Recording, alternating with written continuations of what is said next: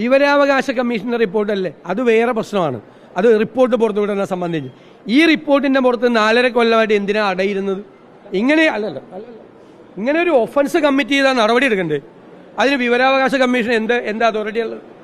എന്ത് കോമ്പറ്റൻസ് ആണ് വിവരാവകാശ കമ്മീഷന്റെ അധികാരം പരിമിതമാണ്. മനസ്സിലായില്ലേ? റിപ്പോർട്ട് പുറത്തുവിടുന്ന കാര്യത്തെക്കുറിച്ചാണ്, റിപ്പോർട്ട് കൊടുക്കണോ വേണ്ടേ എന്നുള്ളതാണ്.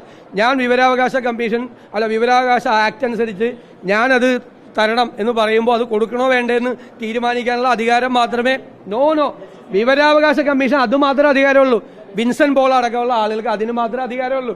ഈ കേസ് ഞാൻ ചോദിക്കട്ടെ, വിവരാവകാശ കമ്മീഷൻ ഒരു ഒഫൻസ് കമ്മിറ്റ് ചെയ്തിട്ടുണ്ട്, ഇതിന്റെ പുറത്ത് കേസെടുക്കാൻ പാടില്ല എന്ന് വിവരാവകാശ കമ്മീഷൻ പറയാൻ എന്താ അധികാരം? വിവരാവകാശ കമ്മീഷൻ അത് പറഞ്ഞിട്ടുമില്ല. ശക്തമായിട്ട് ബാധിക്കുകയാണ് എങ്കിൽ കോടതിയുടെ പരിഗണനയിലേക്ക് ഈ റിപ്പോർട്ട് പോവുകയാണ്.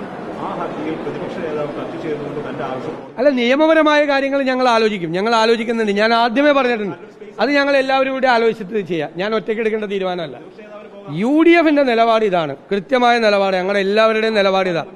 നിയമപരമായി ഇത് എവിടെയാണ് എന്തെങ്കിലും ദോഷം വരുന്നത് അവിടെ ഞങ്ങൾ ശ്രദ്ധിക്കും. ഞാൻ ആദ്യമേ പറഞ്ഞിട്ടുണ്ട്, നിയമപരമായ മാർഗങ്ങൾ ഞങ്ങൾ തേടും എന്ന് പറഞ്ഞിട്ടുണ്ട്. അല്ല, അത് ഞാൻ ഒറ്റയ്ക്ക് എടുക്കേണ്ട തീരുമാനമല്ല, ഞങ്ങൾ ആലോചിച്ചെടുക്കാം. ഞാൻ ഒറ്റയ്ക്കൊന്നും അങ്ങനെ അഭിപ്രായം പറയും.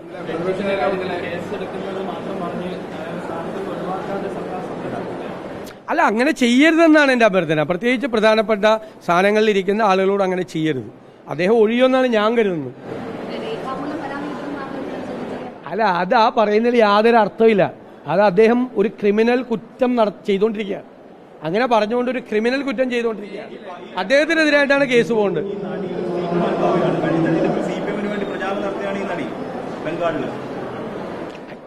അതിൻ്റെ അകത്ത് അവർ പറയല്ലേ, അവരൊരു ആരോപണം ഉന്നയിക്കുകയാണ്, ഒരു സ്ത്രീ മുന്നോട്ട് വന്ന് ആരോപണം ഉന്നയിക്കുകയാണ് അല്ലേ? അപ്പൊ അത് പരിശോധിക്കണ്ടേ, അത് അന്വേഷിക്കണ്ടേ, അതിൻ്റെ അകത്ത് നടപടി എടുക്കണ്ടേ? ആ അന്വേഷണം പറഞ്ഞല്ലോ, നമ്മൾ അതല്ലേ പറഞ്ഞത്. എങ്ങനെ? അല്ലല്ല, ഞാൻ പറഞ്ഞല്ലോ അദ്ദേഹം ഒഴിയണം എന്ന് ഞാൻ പറഞ്ഞല്ലോ. ഞാൻ വളരെ കൃത്യമായിട്ട് പറഞ്ഞു, അന്വേഷണം അദ്ദേഹം ഒഴിയും വേണം, അന്വേഷണം നടത്തുകയും വേണം.